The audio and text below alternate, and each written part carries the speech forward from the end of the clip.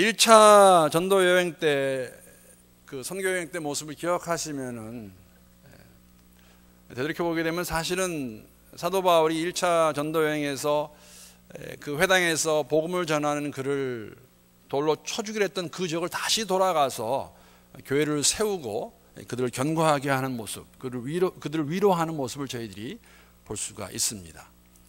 죽음까지도 두려워하지 아니하고, 여러분 돌로 맞아 죽었다고 생각해서 사람들이요. 그래서 다시 살아납니다. 그런데 거기에 다시 돌아갑니다. 왜 돌아갔을까? 복음에 대한 열정이죠. 자신이 경험한 것이 있었기 때문에 다시 돌아가서 복음을 전합니다. 2차 전도여행 때에도 가는 곳마다 사람들이 사실은 다릅니다. 그러나 어찌하였든지 간에 가는 지역마다 복음을 전하고 교회를 세우는 모습을 저희들이 볼 수가 있습니다. 조금 전에 말씀드린 것 같이 멀리 안 가고 우리가 지난 2, 3주 공부했던 데살로니가, 베레아, 오늘 아덴 사람들의 특징도 있죠. 데살로니가 사람들은 유대인들입니다. 유대인들의 특징이 있다면 사실은 시기심이 많았던 사람들이에요. 바울이 회당에 들어가서 메시아 예수에 대해서 전하자 사람들이 예수를 믿는 것, 그것을 시기해서 이들이 사람을 선동하는데 어떻게 공갈하며 선동하냐면은 이 사람이 예수라는 로마의 황제가 아닌 다른 왕을 선포해가지고 사람들을 선동하고 있다. 그래서 그를 몰아내는, 어떻게 보면은 데살로니가 사람들은 귀가 좀 얇았던 것 같아요. 사람들의 말을 듣고 그대로 함께 선동에 의해서 그런 짓 하는 것을 저희들이 볼 수가 있습니다. 베레아 사람들은, 베레아 유대인들은 그런 면에서 많이 대조가 됩니다. 주님의 말씀, 하나님 말씀을 정말 기꺼이 진심으로 받아들였고 또 그 말씀이 그런가 하여 상고했던 사람들. 어떤 분은, 어떤 설교가는 이러한 베레아 사람들을 정말 좋은 성도라고 그렇게 표현하고 있어요. 좋은 성도. 여러분 그런 말 들어보셨을 겁니다. 우리의 심장은, 가슴은 뜨거워야 돼요. 말씀을 들으면 감격을 받으셔야 되는데 머리는 차야 됩니다. 다 주셨어요. 감성과 이성을. 그래서 우리가 들은 말씀을 바로 이해해서 그 말씀에 합당한 삶을 살기 위해서는 이것만 가지고는 안 돼요. 이것만 가지고는 오래 못 갑니다. 절대 오래 못 갑니다. 같이 가야 됩니다. 뜨거운 감정, 감성과 차가운 머리, 이성으로 아마 그러한 모습을 가진 교인들이 베레아 교회 성도들이 아니었나. 아덴에는 이제 유대인들과 헬라인들이 다 나옵니다. 오늘 사실은 앞부분을 읽지 않았는데 사실 사도 바울은 전도할 때 정말 전략이 좋았습니다. 물론 바울에게는 먼저 대상자가 있었죠. 유대인들에게 말씀을 전해야겠다. 왜? 자신이 모르고 그렇게 살았기 때문에 자신과 같이 모르고 어둠 가운데 있는 그 유대인들에게 말씀을 전하기 위해서 항상 회당을 먼저 찾아갔습니다. 회당에 가서 그들의 습관대로 말씀을 가지고 설명을 했지요. 그리고 유대인뿐만 아니라 헬라인에게도, 이방인들에게도 그렇게 갔습니다. 근데 오늘 본문 보게 되면은 이 아덴의 헬라인들을, 이방인들을 어떻게 표현하냐면 종교심이 많은 사람으로 표현하고 있어요. 종교심이 많다. 무슨 의미일까? 종교심이 많다. 이 종교심이 많다는 것은 긍정적으로 표현하면은 종교를 향한 어떤 신에 대한 열심입니다. 초자연적인 것에 대한, 우리가 피조물이니까는 우리 한계성을 이해하고 인정하고 그 어떠한 초자연적인 신, 그러한 마음을, 그러한 열심을 표현하고 있지만은 부정적으로는 종교심이 많다는 것은 지나치게 미신적이고 반이성적이라는 의미를 내포하고 있습니다. 우리 한국 분들 종교심이 많습니다. 우리는 사실 좋은 종교심이 있었습니다. 한국 교회에만 새벽 기도가 가능하다는 것 다 아시고 이제 들어서 알고 계시지 않습니까? 우리 한국 사람들은 1인 새벽에 큰 일이 있으면은 한국의 어머니들이 목욕 재개하고 정화수 떠놓고 새벽에 빌던 습관이 있었습니다. 그게 종교심입니다. 그래서 그 종교심이 우리 새벽 기도에 잘 접목이 됐죠. 얼마나 좋습니까? 1인 새벽에 하루의 첫 시간을 할 수만 있다면, 저는 개인적으로 굉장히 좋아하는데, 교회에 와서 기도를 하루 시작할 수 있다는 것, 얼마나 좋은 습관입니까? 일본 사람들 종교심이 많습니다. 정말 많습니다. 종교심이 좋은 민족입니다. 약 800만 개의 신이 있다고 합니다. 800만 개. 엄청난 숫자입니다. 근데 이러한 종교성으로 인해서, 이러한 미신을 믿는 것으로 인해서 예수를 받아들이기 쉽지 않습니다. 근데 둘 다 종교성이 좋은 거예요. 긍정적으로 사용될 때와 부정적으로 사용될 때. 사실 어떻게 보면은 아덴 사람들은 일본 사람 좀 비슷한 것 같아요. 얼마나 그들의 마음가운데 그런 마음이 있었냐면 알지 못하는 신의 신당까지 있는 거예요. 아니면 그 재단이 있는 겁니다. 우리가 혹시나 짧아서 잘못해서 우리가 알지 못하는 신을 섬기지 못해서 벌 받을까 봐, 아니면 교만해서 우리는 다 커버했다, 모든 신들 우리가 다 알고 있다라는 그런 교만의 마음인지 모르겠지만은 그런 미지의 신에게, unknown God, 알지 못하는 신에게까지도 그들이 경배하고 있었던 것을 우리가 아덴에서 볼 수가 있습니다. 어쨌든지 간에 사도 바울에게는 그 부담이 있었죠. 어느 지역에 가든지 내가 복음을 전해야겠다, 예수를 전해야 된다, 그래서 교회를 세워야 된다. 이것이 사도 바울이 다메섹 선상에서 예수를 만난 이후에 그의 삶의 포커스입니다. 무엇을 하든지, 텐트를 만들든지, 텐트를 만들어서 텐트 메이커가 되어서 그 돈을 가지고 자신의 사역에 쓰든지, 어디에 가든지 그는 이 복음을 전해서 교회를 세우는 그러한 삶의 모습을 저희들이 볼 수가 있습니다. 그런데 여러분, 물론 이걸 교회 개척이라고 그러는데 교회를 세울 때 여러 가지 원칙들이 있겠지요. 그러나 우리가 여러 가지 원칙이 있겠지만은 사도 바울에게는 아주 두드러지는 두 가지 원칙이 있었습니다. 교회를 개척할 때 그것을 제가 잠깐 먼저 한번 찾아보고 본문으로 돌아오도록 하겠습니다. 로마서 15장 19절 20절 말씀 보게 되면은 이러한 사도 바울의 고백이 있습니다. 우리 함께 읽죠. 자, 시작.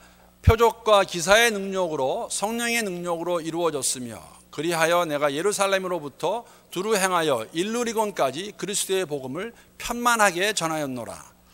또 내가 그리스도의 이름을 부르는 곳에는 복음을 전하지 않기를 힘썼노니 이는 남의 터 위에 건축하지 아니하려 함이라. 첫 번째 원칙은 정말 여러분 사도행전의 기록의 목적이 1장 8절이라고 말씀을 드렸습니다. 땅 끝까지 복음을 전하는 것이었습니다. 예루살렘부터 일루리곤까지. 일루리곤이 어디일까? 일루리곤은 바울이 전도한 지역 중에서 가장 서쪽에 있는 그러한 도시입니다. 마게도냐의 북쪽. 사실은 성경에 보게 되면은 이곳에 갔다는 기록은 나와 있지 않습니다. 그러나 참조로 사도행전 20장 1절 2절에 보게 되면 그 의미가 내포되어 있다고 성경학자들이 그렇게 풀이를 합니다. 그래서 아마 3차 전도 여행 가운데 거기까지 가지 않으냐 했을까? 기록은 없습니다.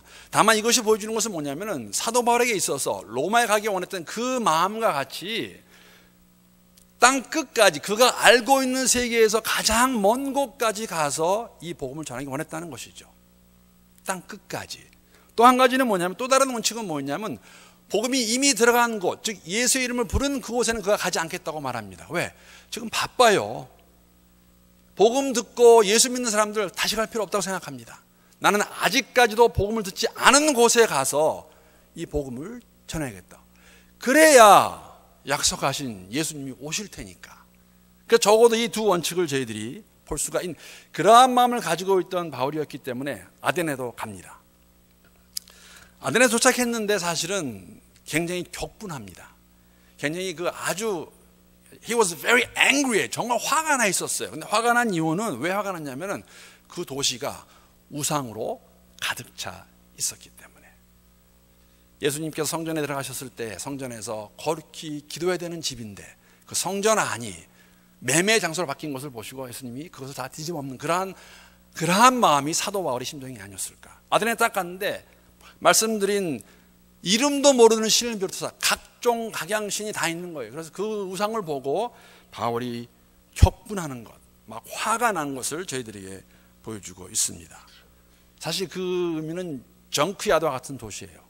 정말 더럽고 불필요한 것들로 우상으로 가득 차 있는 그러한 도시예요.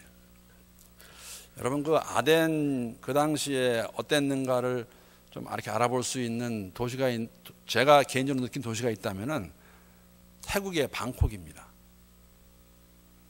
태국 어디나 그렇겠지만 방콕은 특히 그렇습니다. 우리 한국에 가면은 먼저에서 다 항상 좋은 의미로만 보이지 않지만은 그래도 마음이 좋죠. 새벽이 되면은 서울 곳곳에 올라가서 반짝이는 십자가 네온 사인, 그것이 있듯이 태국 가면요, 골목골목마다 사원이 있어요. 불교 사원 정말 많습니다. 아마 아덴이 그렇지 않았을까. 좀 과장을 한다면은 정말 아덴시 곳곳에 이 신들의 우상으로 가득 차 있는 그러한 모습을 보면서 정말 뭐 착잡한 마음, 화가 나는 마음으로 그가 그것을 보았다는 것을 저희들이 알려주고 있습니다. 여러분, 아덴에 있는 사람이 되었던, 방콕에 있는 그 수많은 태국인이 되었던 그러한 삶으로부터 벗어날 수 있는 유일한 길이 있다면 무엇이겠습니까? 예수를 만나 자유함을 누리는 길밖에 없어요. 이 사람의 생각이 바뀐다는 것, 사람의 개념이 바뀐다는 것, 특히 우리가 그냥 어떤 다른 지식이 아니라 진리로 바뀐다는 것은 말씀밖에 없다는 것. 예수를 만나는 일 밖에는, 예수를 만나기 전에는 일어날 수 없는 일이에요. 그래서 사도 바울이 복음을 전합니다. 그래서 말씀을 선포합니다. 여러분, 사실 오늘 본문에 나와 있는 사도 바울의 설교는 사실 굉장한 설교입니다. 우리는 그렇게는 못할 거예요. 그러나 사도 바울이 그들에 맡겨 했던 그 설교의 내용을 가지고 우리가 우리말로 전할 수 있는 내용이 있다는 것이죠. 사도 바울의 설교를 쫓아갈 수도 없어요. 사실 이것을 이해하기 위해서는 사실 그 배경도 알아야 되고 상당히 지식이 많아야 되는 겁니다. 사도 바울은. 그러나 내용은 동일하게 우리가 우리의 말로 아직까지 어둠 가운데 있는 사람들에게, 아직까지 진리를 모르는 사람들에게 전할 수 있다는 것이죠. 언행으로 해야 된다는 것 저희들에게 보여주고 있습니다. 오늘 본문 보게 되면 이제 우리가 잘 발음도 안 되는 단어들이 좀 나와요. 아레오바고. 한번 해보세요, 발음. 아레오바고. 아레오바고. 아레오바고라는 것은 아덴의 북서쪽에 있는 작은 언덕 이름입니다. 그래서 그 언덕에서 사실 사람들이 많이 모였고 언덕이기 때문에 이렇게 이러한 그 토론 같은 거 하던 그러한 장소가 이 아레오바고라는 곳이었습니다. 여러분들 들어보신지 모르겠지만은 여기 사실은 그 당시에 정말 그 철학자들, 그러한 사상 가지고 있던 사람들의 그 그룹이 나오죠. 두 그룹이 나옵니다. 유명했던 두 그룹. 에피쿠로스 철학자들이라고 있고, 그리고 스토아 철학자들이라고 이렇게 나옵니다. 그래서 사도 바울이 사실은 회당에서는 유대인들에게 말씀을 전하고 이 아레오바고에 가서는 이 철학자들과 논쟁하는 것이었어요. 그들의 영향을 받은 그 아덴 사람들에게 너희들이 알고 있는 거 이거 아니다라고 변증적으로 하는 설교가 오늘 설교의 내용입니다. 에피쿠로스 철학자들은 어떤 사람들이었냐면 간단하게 말씀을 드리면요, 그냥 쾌락이 인생의 목표예요. 쾌락. 인생을 즐기자. 물론 처음에는 이들이 추구했던 것은 육체적 쾌락은 아니었습니다. 정신적 쾌락이었습니다. 우리가 무엇을 알아서 아니면 마음의 평정을 찾아서 우리가 올라가 보자, 거기 이루어보자 했는데 시간이 지나면서 어쩔 수 없어요. 그 쾌락이 나중에는 유격적인 것으로 변합니다. 이 땅에서 우리가 그러니까 내세도 안 믿어요. 심판도 믿지 않습니다. 어떻게 보면 조금 영주주의와 많이 비슷해요. 그냥 여기서 우리가 정말 인조해하고 살자. 뭐 다른 거 바랐거든요. 그러한 철학자들의 생각을 가지고 있었습니다. 스토아 철학은 또 그 반대예요. 엄격한 금욕주의입니다. 금욕주의로서 이성을 강조했고 범신론, 모든 신들을 통해서 우리가 하나님을 그 어떤 신을 알 수 있다, 그렇게 될 수 있다. 그러한 그 철학이 만연한 곳이 그때가 그 지역이 아덴이었습니다. 그래서 그들을 향해서 지금 사도 바울이 말씀을 선포하는데 이들이 얼마나 교만하는 걸 알 수 있는 것이 어디 있냐면요. 오늘 제가 읽지는 않았지만은 사도행전 17장 18절에 보게 되면 바로 오늘 본문 전에 이 사람들이, 이 철학자들이 사도 바울을 뭐라고 부르나 해서 우리가 볼 수가 있습니다. 제가 세 번역으로 올렸는데 한번 읽어보겠습니다. 그리고 몇몇 에피쿠로스 철학자와 스토아 철학자도 바울과 논쟁하였는데 그 가운데서 몇몇 사람은 이 말쟁이가 도대체 무슨 소리를 하려는 것인가 하고 말하는가 하면 또 몇몇 사람은 그는 외국 신들을 선전하는 사람인 것 같다 하고 말하기도 하였다. 그것은 바울이 예수를 전하고 부활을 전하기 때문이었다. 근데 이 철학자들이 사도 바울을 뭐라고 부르냐면은 말쟁이라고 부릅니다. 말쟁이. 사실 한국말의 쟁이라는 의미는 굉장히 좀 부정적이고 이렇게 업신여기는 게 있어요. 그렇죠? 구두쟁이, 무슨 미쟁이. 이게 말쟁이라고 그래요. 말쟁이. 근데 원래 이 말쟁이 원어의 뜻은 스페로 몰로고스라는 그 헬라어에서 오는데 원래 의미는 씨앗을 줍는 자입니다. 근데 이것이 문학적으로 학문적으로 쓰일 때에는 이러한 의미가 있습니다. 잡다한 지식을 주워 모아 동량 지식을 쌓는 자. 그러니까는 이렇게 했습니다. 정식 그런 사상이나 철학이 아니라 그래서 주워서 그냥 이렇게 대강 아는 것 같다가 말하는 자. 그래서 지금 사도 바울이 예수와 그의 부활을 말하니까 자신들은 모르니까 어서 가까운 되지도 않는 것으로 떠드는 자라고 그를 아주 업신여기는 거죠. 그러니까 이런 거예요. 내가 알면 뭘 하냐? 우리는 철학자들이다. 그래서 바울을 말쟁이라고 부르죠. 여러분, 이상한 건 절대 아니에요. 고린도전서에 보게 되면은 사도 바울이 고린도 교회 성도들에게 이렇게 말합니다. 복음에 대해서 1장 18절 말씀. 십자가의 말씀이 멸망하는 자들에게는 어리석은 것이지만 구원을 받은 사람인 우리에게는 하나님의 능력입니다. 여러분, 죽어가는 자들에게는 하나님의 말씀이 어리석은 소리밖에 안 들려요. 말쟁이의 말장난같이 들릴 수가 있다는 것이죠. 그러나 우리에게는 하나님의 능력이라는 것. 그래서 사도 바울이 그들을 향해서 이 말쟁이가 하나님이 어떤 분인가를 그가 선포합니다. 사실 이 말쟁이 바울이 하는 이 변증적 설교는 상당히 깊이가 있는 말씀입니다. 그래서 그거를 다 들어가려면 사실은 왜냐하면 그 대상이 지금 철학자들이에요. 그리고 그 철학자들의 영향을 받은 사람들입니다. 그래서 아주 그들의 배경을 이해하는 가운데서 오늘 잠깐 말씀을 드리겠지만 그들이 너희가 알고 있는 것, 너희가 믿는 것 아니다. 그리고 이것이 진리다라고 그들이 반박할 수 없을 정도로 사도 바울이 설교를 하는 것이죠. 그래서 제가 24절부터 이렇게 쭉 한번 내려가 보겠습니다. 24절 말씀 보게 되면은 그러면 사도 바울의 설교 가운데 무엇이 들어가 있나? 내용이 무엇인가? 그 내용을 여러분과 제가 어떻게 적용할 수 있을까? 몇 가지만 보겠습니다. 24절 말씀 제가 먼저 25절 말씀 다시 한번 읽어보겠습니다. 우주와 그 가운데 있는 만물을 지으신 하나님께서는 천재의 주제시니 손으로 지은 전에 계시지 아니하시고 또 무엇이 부족한 것처럼 사람의 손으로 섬김을 받으시는 것이 아니니. 지금 그 상황을 확실히 보고 있는 것이에요. 우리 하나님 이런 신전에 거하는 하나님 아니시다. 우리 하나님 이 만물을 천지를 다 창조하신 하나님이라고 선포하는 겁니다. 너희들 손으로 만든 템플 거기에 있지 않으셔. 너희 손으로 만든 우상 그 모습이 하나님 모습이 아니라고 사도 바울이 선포하는 것이죠. 그래서 복음에는 여러분 하나님이 누구이신가 믿고 안 믿고 문제가 아니에요. 하나님은 천지를 창조하신 창조주이시다라고 선포하셔야 돼요. 그게 시작 스타팅 포인트예요. 하나님은 살아계시고 그 하나님께서 태초에 이 천지를 창조하셨다. 계속해서 나갑니다. 이는 만민에게 생명과 호흡과 만물을 친히 주시는 이심이라. 인류의 모든 족속을 한 혈통으로 만드사 온 땅에 살게 하시고 그들의 연대를 정하시며 거주의 경계를 한정하셨으니.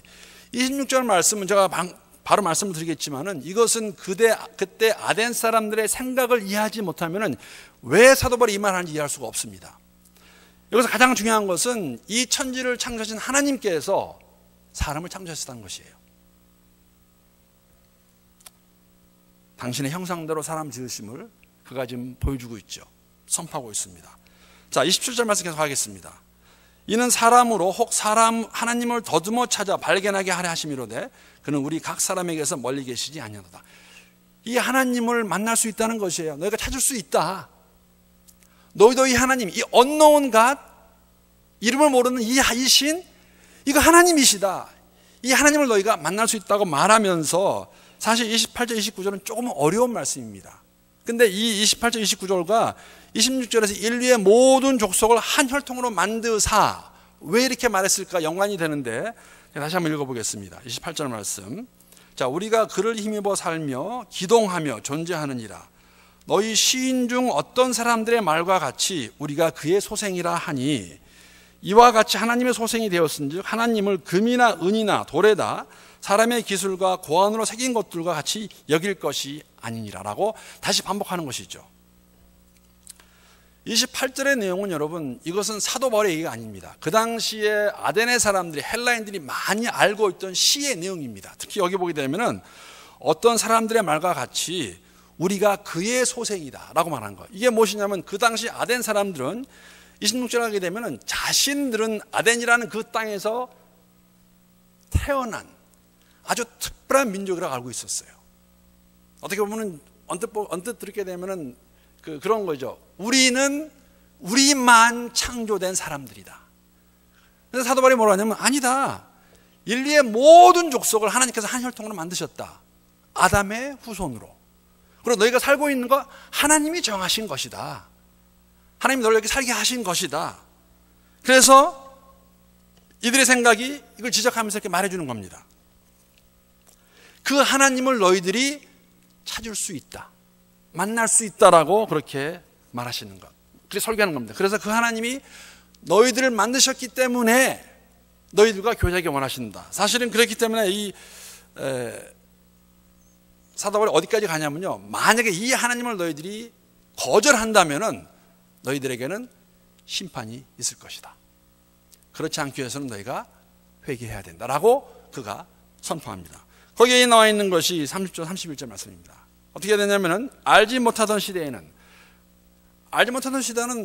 사도 바울이 오기 전까지입니다. 하나님이 관가하였거니와 너희가 이제 모르다고 말할 수 없는 것이에요. 이제는 어디든지 사람에게 다 명하사 회개하라 하셨으니 이는 정하신 사람으로 하여금 천하를 공의로 심판할 날을 작정하시고 이에 그를 죽은 자 가운데서 다시 살리신 것으로 모든 사람에게 믿을 만한 증거를 주었음이나 하니라. 예수를 선포합니다. 예수 안에서 내가 회개하면은 너희가 구원을 받을 것이다. 그 교제를 하기 위해서는 너희가 회개해야 된다. 회개해라. 여러분, 회개가 무엇입니까? 제가 항상 쓰는 예화 있지 않습니까? 회개라는 것은 여러분, 이 길로 가다가 깨닫는 것이에요. 이것이 아니구나. 깨닫고 그냥 가는 것이 아니라 돌아가는 겁니다. 지금까지는 너희들이 이 세상의 학문으로 너희가 알고 있다는 걸 살아왔지만은 아니다. 천지를 지신 하나님이 계시다. 그 하나님이 너희까지도 창조하셨고 여기 살게 하셨는데 너희가 모르는 이신 하나님이시다. 이 하나님을 회개하고 돌아와서 믿어라. 여러분 언제 그러한 회개를 시키는 기도를 해보셨습니까? 일생을 살아가시면서 여러분 나로 인해 하나님이 나를 도구로 사용하셔서 누가 예수를 믿는 것은 이제 오늘 이 복음에 대한 반응으로 나옵니다. 오늘 본문 32절, 33절, 34절 보게 되면은 이 말을 들은 이제 반응이 나오죠. 그렇죠. 먼저 읽어보겠습니다. 자, 그들은 지금 아덴의 사람들입니다. 죽은 자의 부활을 듣고 설교를 들었어요. 동일한 설교를 들었는데 어떤 사람은 조롱도 하고 웃기지 말라.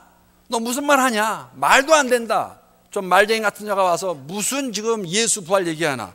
어떤 사람은 이 일에 대하여 내 말을 다시 듣겠다 하니 이에 바울이 그들 가운데서 떠나매 몇 사람이 그를 가까이 하여 믿으니 어떤 사람은 조롱하는가 하면 어떤 사람은 그 말을 믿었습니다. 동일한 복음인데 여러분 왜 어떤 사람은 믿고 어떤 사람은 믿지 않을까? 이거는 바울이 하는 것이 절대 아닙니다. 바울이 설교를 너무너무 잘해서 능력이 많아서는 절대 아닙니다. 바울은 다만 도구일 뿐이에요. 그 일을 하게 하신 분은 성령이세요. 그러니까 여러분과 제가 누굴 예수 믿게 하는 건 아니에요.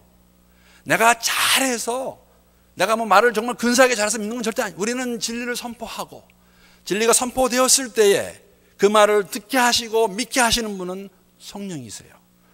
여러분 언제 마지막으로 일생을 살아가시면서 나 때문에 나로 인해 예수 믿게 한 분, 나를 통해 예수를 믿게 하는 회개 기도하신 분 있는지 모르겠어요. 여러분 그러한 것도 저희 삶의 목표가 되어야 되지 않을까요? 나 때문에 내 모습을 보면서 야, 너 같으면 예수 믿고 싶다 그래서 예수 어떻게 믿어? 예수가 누구야? 물어봐서 예수 전해주고. 제가 지난번에 말씀드렸는데 예수 믿겠다 그러면 예수 알겠다 그러면 저한테 들어오지 마세요. 알려주세요. 하나님이 누구이시고 예수가 누구이시고 어떻게 예수 믿으면 되는 건가? 간단합니다.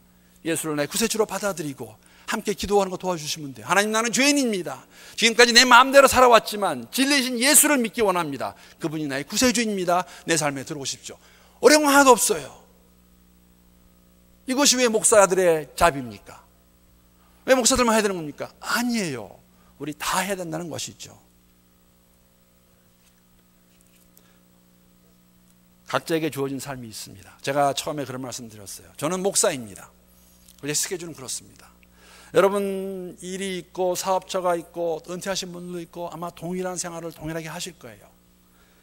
그러나 그러한 삶의 분명한 목적이 주를 위해 사는 것이라면 사도 바울의 삶이나 저의 삶이나 여러분의 삶은 다른 것이 없다는 것이죠.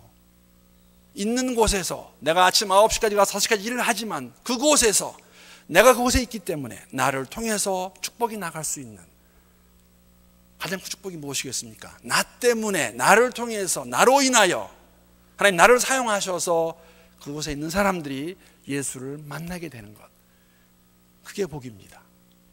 그 복을 알았을 때, 그 복을 맛보았을 때 그들의 삶은 더욱더 풍성해질 것입니다. 그것이 아니라면 여러분과 저의 삶과 예수 믿지 않는 사람들의 삶은 다른 것이 아무것도 없을 수 있어요. 제가 이번에 또 느꼈습니다. LA 가서 제가 아버님이 거주하시는 아파트에서 하룻밤을 자고 그 다음날 아침 8시 반에 있는 노예를 가기 위해서 가야 되는데 아버님 집에서 아버님 아파트에서 노예까지 1시간 20분 걸리는 거리예요. 트래픽 없이. 그래서 8시 반까지 가려면 6시 반에 7시 떠나면 절대 못 갑니다. 새벽 일찍 떠나요. 5시 반에. 그래서 떠났어요. 웬 차가 그렇게 많은지 6시 되니까는 트래픽 걸리더라고요. 여러분 LA 가보셨죠? LA 이 프리웨이는요, 여기는 2레인, 3레인에서 5, 6인데 6나 8, 4, 6인데 거기는 10, 12예요. 쫙쫙. 그게 막히더라고요. 이 많은 사람 6시 다 어디를 가는 것일까?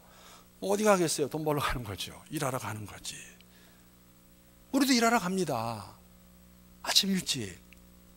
그런데 우리는 고백하지 않습니까? 우리의 삶의 목적은 다르다고 고백하지 않습니까? 동일한 건물 안에서 일을 하지만 우리는 우리만 그 일에서 쌀리를 받는 끝나지 않지 않습니까? 필요한 돈입니다. 있어야 됩니다. 그게 다가 아니라는 것이죠. 복은 저기서 끝나지 않습니다. 여기서 멈추지 않는 것이에요. 나가야 됩니다. 흘러나가야지 그게 복의 통로라는 것이죠. 우리가 사도행전 29장이라는 엑스플레인이라는 제목을 잡아놓고 공부를 하고 있는데 왜 공부합니까? 우리도 지금 계속되는 사도행전 역사를 써가고 있는 사람들이기 때문에 사도 베드로와 같이, 사도 바울과 같이, 사도 바나바와 같이 우리의 삶도 동일하게 오늘 이곳에서 쓰임을 받아야 되는 사람들이기 때문에 우리를 통해서 어떠한 직업이 되었든지 간에 예수 믿는 사람들이 있어야 되기 때문에 제가 말씀 마치면서 이 이야기 하나 하고 마치도록 하겠습니다. 사실은 이동호 목사님이 이 이번에 대해서 언급을 하셨습니다. 저는 갖고 있던 책이었는데 여러분 보셨을 거예요. 이 안수연 의사 33살에 돌아가신 분인데 그 청년 바보 의사, 저도 강추합니다. 이 책 한번 사서 보시면은 정말 은혜가 많이 될 텐데 이분은 죽기 전에는 아무도 모르던 사람이었어요. 이분은 장례식 때부터 알려지기 시작합니다. 아무도 몰라. 그래서 제가 이 책을 항 나갔다가 집어오게 됐는데 여기 보게 되면 제가 그냥 이 책을 사보실 것으로 알고 제가 짧게 이분의 삶에 대해서 잠깐만 얘기해 보겠습니다. 여기 보게 되면 한 젊은 의사가 있었습니다. 이 추천사에서 쓰는 글입니다. 다른 의사가 한 젊은 의사가 있었습니다. 그는 유명한 대학병원에서 근무하는 명망가나 의료계의 권위자는 아니었습니다. 그렇다고 학계에 뚜렷한 업적을 남긴 의학자도 아니었습니다. 그런데 그가 세상을 떠나자 많은 이들이 그에 대한 추억을 잊지 못하고 그를 그리워하고 있습니다. 그를 그리워하는 사람 중에는 동료 의사와 간호사, 환자, 그리고 그가 다니던 신앙 공동체의 구성원들이 고루 섞여 있습니다. 죽음 이후에 자신을 그리워하는 사람이 많다면 성공한 인생이라는 말이 있습니다. 그렇게 본다면 이 젊은 의사는 조금 일찍 우리 곁을 떠났지만 우리 중 어느 누구도 다다르지 못한 성취를 이룬 사람인지도 모르겠습니다. 지금 이 책을 내가 내기 위해 발벗고 나선 그의 동료 선후배들, 그리고 그의 얘기를 전해 듣고 기꺼이 추천사를 쓰기 위해 책상에 앉은 저까지 많은 사람들이 그를 그리워하고 있으니까요. 이 안철수 의사를 기리면서 쓴 시가 이 책 마지막에 나오는데 제가 그 몇 분만 읽어보고 이러한 삶이 우리가 이 땅에서 여러분과 제가 교회가 되어서 교회를 개척하며 사는 삶이 아닐까. 우리가 교회입니다. 안철수가 교회이고 우리가 교회입니다. 이 아마 잘 아시는 분이 쓰신 글 같습니다. 제가 그 마지막 시 읽고 마치겠습니다. 하나님, 오 하나님, 어찌하여 그리하셨습니까? 2000년 전 나사렛에서 한 청년 예수가 34의 나이로 무고하게 죽어갈 때도 당신은 그걸 막지 않으셨지요. 그래서입니까? 예수의 흔적을 안고 살겠다던 수현 형제를 왜 그 예수와 똑같은 33세에 이렇게 죽도록 허락하신 겁니까? 그래서입니까? 예수 그리스도의 3년 동안의 공생애가 그 어떤 인간의 평생의 삶과도 비교할 수 없을 만큼 많은 사랑과 섬김을 보여주었던 것처럼 예수의 흔적, 수현 형제의 짧은 삶을 통해 그토록 많은 사랑을 나누게 하신 겁니까? 그래서입니까? 인간의 고통과 고난의 역사에 친히 고통받음으로 응답하셨던 예수 그리스도처럼 예수의 흔적, 수현 형제가 그토록 사랑했던 환자의 고통과 아픔을 자신의 육체로 철저히 경험하도록 하신 겁니까? 그래서입니까? 사망의 권세를 넘어 부활하여 오늘 우리와 함께 하신 예수 그리스도처럼 예수의 흔적, 수현 형제가 우리의 마음속에 영원 잊혀지지 않을 예수 그리스도의 부활의 흔적이 되도록 하신 겁니까? 그래서입니까? 그래서 부르신 겁니까? 아, 우리네 이 작은 머리론 당신의 섭리를 도저히 이해할 수 없습니다. 그래서 슬퍼하고 그래서 안타깝고 그래서 비통해야 합니다. 그러나 이제 그만 눈물 흘리렵니다. 아니, 박수로 환송하렵니다. 하나님을 삶의 비전으로 삼고 예수의 흔적을 자신의 몸에 아로새기며 성령의 인도하심을 따라 진리의 구도자로 사랑의 전파자로 100년을 살아도 의미 있게 살 수 있는 인생을 짧은 만큼 더 가치 있게 잘 살아온, 그리고 이제 영원한 세계로 초청받은 아름다운 청년 수현 형제를 살아남은 자들이 박수로 환송하렵니다. 여러분, 우리의 삶이 그러한 삶이 될 때에 의사였습니다. 의사로서 주어진 삶을 최선을 다해 살았죠. 누구를 위해? 예수를 위해. 우리가 어떠한 모양으로 살아가든지 간에 목사는 목사로서 여러분의 삶 속에서 원하시는 그 삶의 모습을 살아간다면 우리 때문에 우리로 인해 우리가 교회가 되어서 더 많은 교회들이, 더 많은 심령들이 주 앞으로 돌아올 것입니다. 그러한 축복을 누리며 살아갈 수 있는 우리 모두가 될 수 있기를 함께 기도합니다.